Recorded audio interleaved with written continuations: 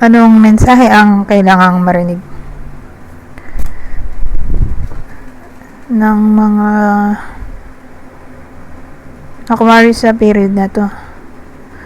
Pwedeng nangyayari na itong magiging reading natin, or mangyayari pa lang kung hindi man para sa inyo itong magiging reading natin, di baka para sa someone na malapit sa inyo o sa someone na kakilala nyo mismo.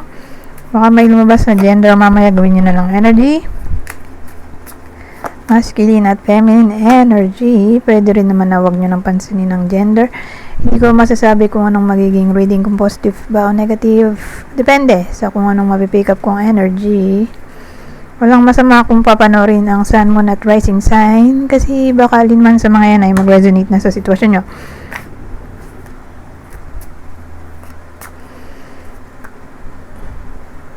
Meron tayong 3 of Cups, King of Cups, ito the Devil. So, wag nyo muna itong masyadong intindihin, okay? Mamaya tingnan natin kung negative ba talaga to or hindi. Ngayon, ito yung bida natin. Lalaki. Pwede rin babae kung extrovert siya. So, kunin nyo lang yung clue na sa tingin nyo ay fit sa sitwasyon nyo base dito sa self-made clues ko. So, again, lalaking tao o babae kung extrovert. May karelasyon to pero hindi siya kasal. Wala ring anak. Regardless kung nagli-live-in or hindi, same instruction. May karelasyon siya. Wala siyang anak. At hindi rin siya kasal. Yung edad, probably 40 to 59 years old, hindi pa senior. Ano yung 3 of Cups? Excuse me.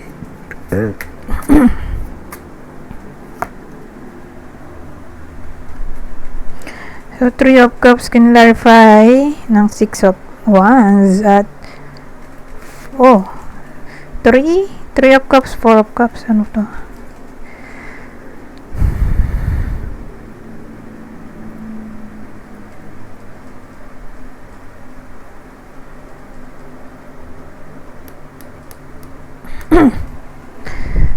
ano kayang subject natin dito? Relationship, career, family, kapitbahay, kadugo.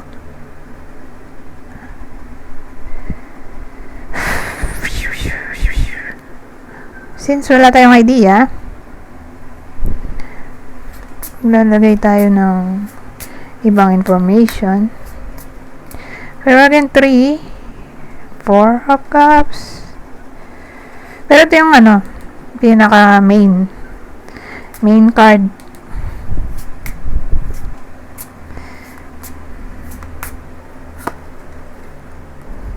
Nick. May ahas tayo,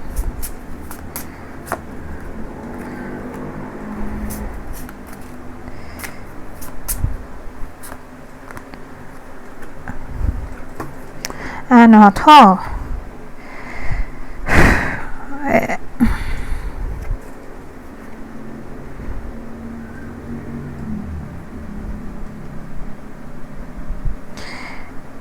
Malaki ang chance ng dito, cheating.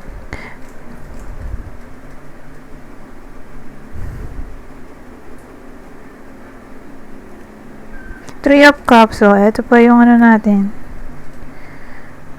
Betrayal card.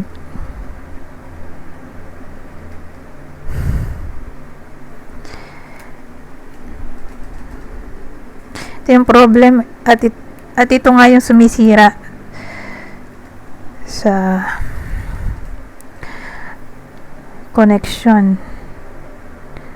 Betrayal kasi nga may 3 tao doon.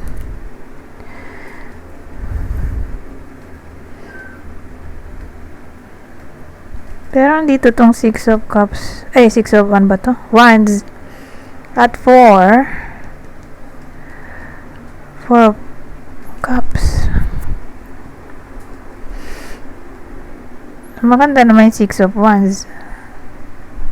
Pero nandito tong ano, Four of Cups. Sabagay, pwede rin namang celebration to. Kasi napagtagumpayan itong topic ng cheating, kasi itong tatlong card eh. Enemy. Ito naman eh, toxic energy. In a way na may something na nagkukos ng anxiety, depression. Or literal na sumisira, kasi peste yan. Diba? Sumisira ng ano. Sa topic na to ay relasyon. So, ano yung sumisira ito? Betrayal. Big problem. Pero tingin ko, kasi ano hindi ko alam kung ano bang topic dito. Bakit nagkaroon ng Three of Cups? Celebration ba yun o third party? Pero, dahil naglabas tayo ng ibang information, mukha siyang ano, cheating na overcome dito. Kasi may someone na contemplate dito sa ano ba yan, Four of Cups natin.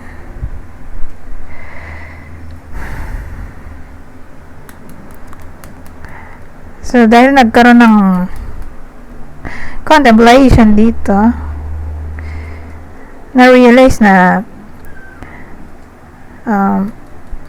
labanan itong tukso na sumisira sa relasyon. Kasi nga, ito ay pwede ring card ng challenge, so then conflict, or pagiging emotionally unavailable, emotionally distant,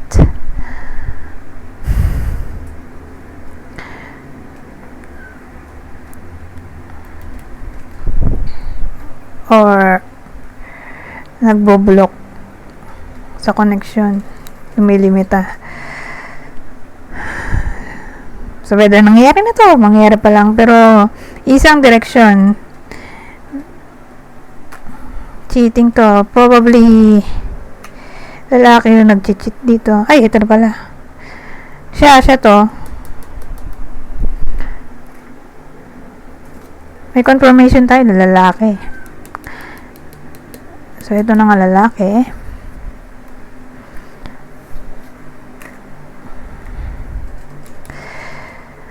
So, applicable lang to sa sinabi kong clue kanina. May karelasyon siya, pero hindi siya, kasal. Wala ring anak. Or pwedeng maglalaro yung edad niya sa 40 to 59 years old. So, again, kunin nyo lang yung clue na sa tingin nyo fit sa sitwasyon nyo. Or sa kakilala nyo, kung hindi man to applicable sa inyo. So, magbase kayo dun sa clue at yung tinakbo ng sitwasyon. Anyways, anong gagawin nito? Since siya yung nagloloko,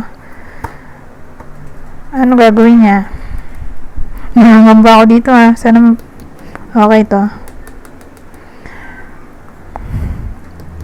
Pero titingnan pa rin natin, di ba? Sabi ko nga kasi sa inyo, di ba? Hindi natin masasabi agad-agad kung positive o negative to. Although mukha talaga siyang negative dahil the devil yan. Pero tingnan natin. Ano muna tong King of Cups natin. So ito yung action na gagawin niya.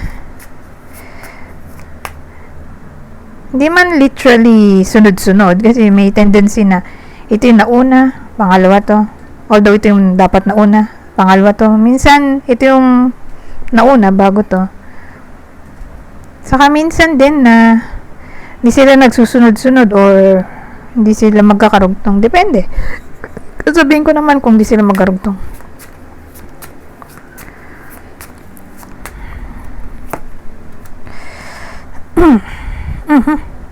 So may Hierophant tayo.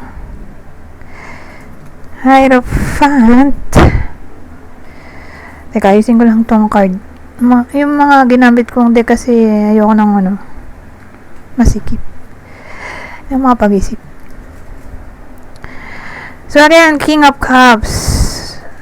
Ano to? Sinterklaas. 5 of good cheer. So again, Hierophant to. Tapos 5 of Cups. Ayan ang meron.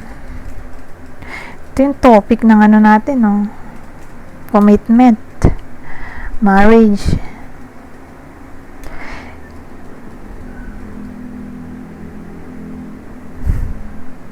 Kaya lang partneran siya nung 5 of Cups para bang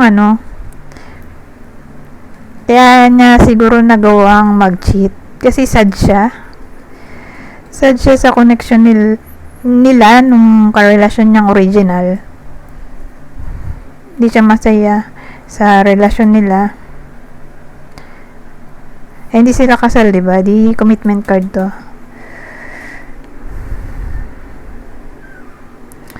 So again, dun sa relationship, sad to. Kaya siya nag-cheat. So ewan ko bakit siya sad, pero nagbase tayo sa lumabas na cards. Ano to? The Devil.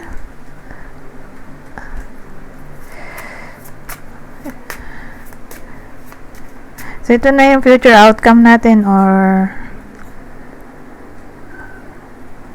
ano ba yun? Future outcome.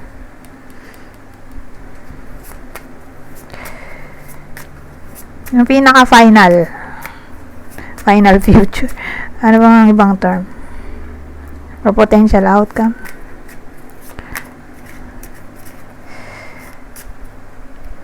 Or result nitong dalawa. So again, the Devil. Clarify ng Knight of Candles. 9 of Pentacles. So ano siya?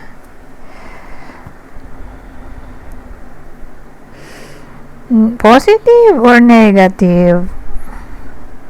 9 of Pentacles. So, Knight of Wands at 9 of Pentacles.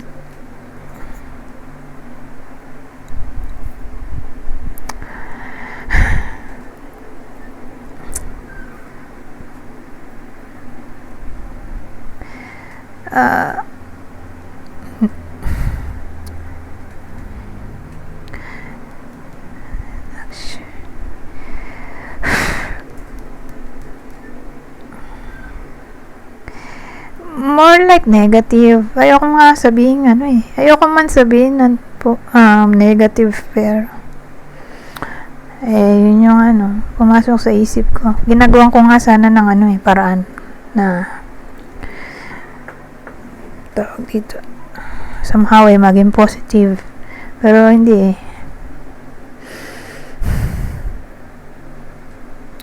kasi ang dating sa akin nandito tong Knight. Impulsive to Knight of Wands. Flirty kasi to di flirt. Ito rin kasi card ng flirtation, temptation, seduction, na para bang dito sa 9 of Pentacles natin, binibigay niya lahat ng luho nung other woman niya.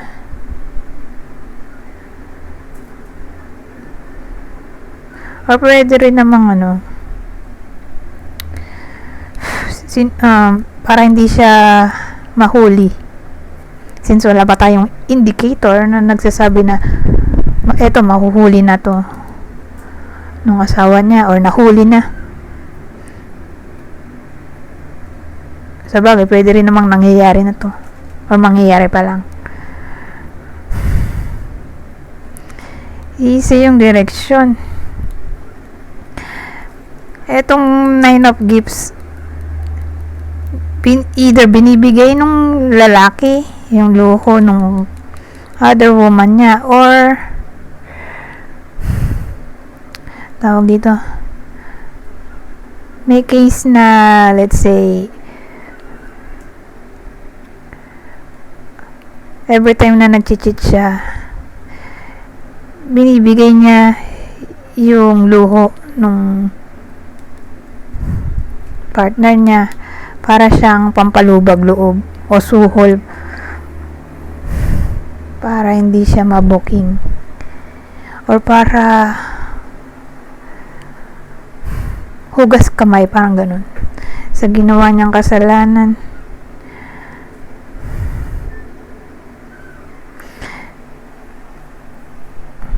So, maganda kung clarify natin sino tong makakatanggap ng luxury.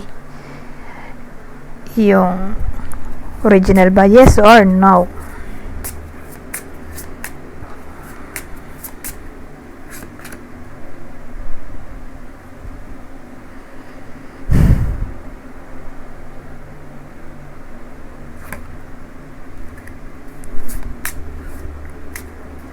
Yung original ba? Hindi eh. Ito yung foundation ng relasyon nila, or dito nakatira yung original. Meron tayong clouds. Yun yung card ng conflict.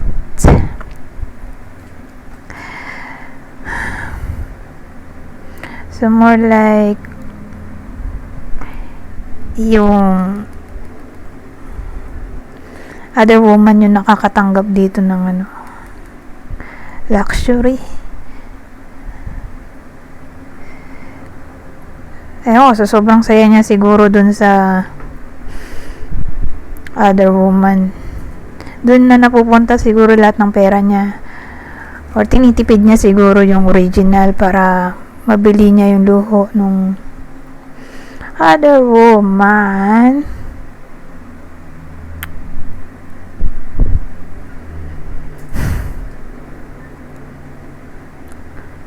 So, ang sad nung naging reading natin. Oh my God. Kasi to card din to ng depression, family depression, or chaos.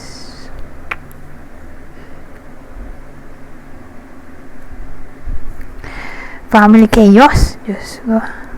Sabagay, gano'n naman din talaga yung tinakbo ng reading.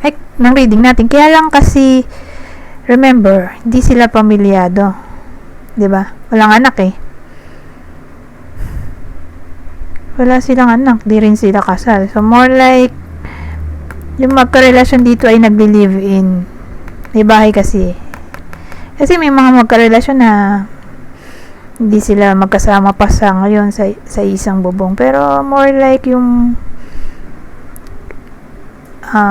clue, iba pang clue sa pagkatao ng bida sa reading, siya yon. Kasi siya yung tinopik sa reading natin.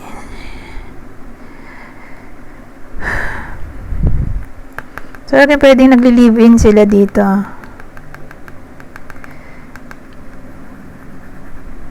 Kasi nga, may mga magkarelasyon na hindi pa sila nagsasama sa isang bubong. Pero, yung clue natin dito, nagsasama na sila sa isang bubong. At again, may chaos. So, yung chaos ay di siya masaya. Ito, hindi masaya dun sa karelasyon niya. Kasi nga, may tayo 5 of Cups. Kahit ito yung babae, sad siya dun sa sa picture, diba? Tinitingnan niya tong 3 of Cups. Hindi niya napansin yung 2 cups pa dun sa likod niya, na parang busy siya. Busy yung attention niya sa something na nagkukos ng sadness sa kanya. Kumbaga, hindi niya ihiwalay yung isip niya dito sa something na tapos na or sira na. Hindi siya makamove on. Na kung titingin siya sa likod niya, ayun, may buo pa naman doon, no? Buo pang glass, di ba? May laman pa nga siguro. Eto, wala na eh. Wala na nga, basag pa. Anyways, since itong reading natin, lalagay tayo ng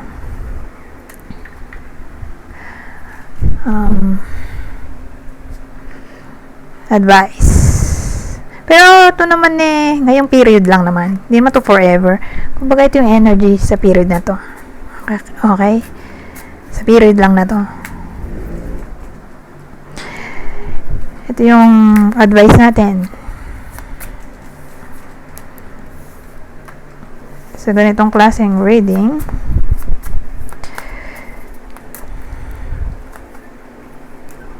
advice or prediction na rin. Kasama na sila. So, basahin ko na lang. Sabi, Ace of Cups. Open your heart and receive the emotion around you.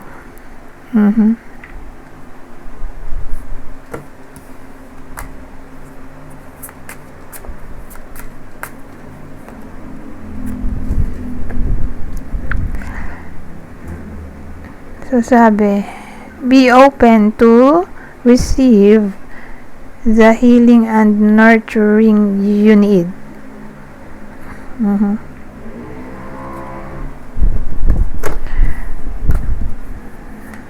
At ang huli, sabi, take your time to think before you act.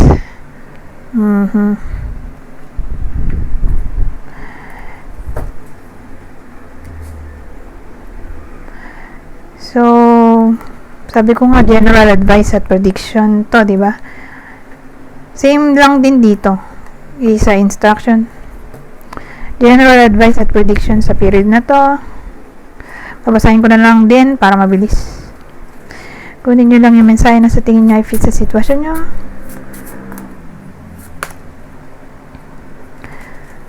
So, sabi dito, guidance. Seek guidance from within. The answers you seek are in the cards. To focus. Focus your energy. Your intentions hold great power. At ang uli,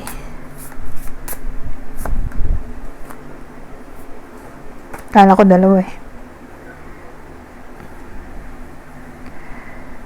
So, sabi naman dito, balance. Harmony with nature is key.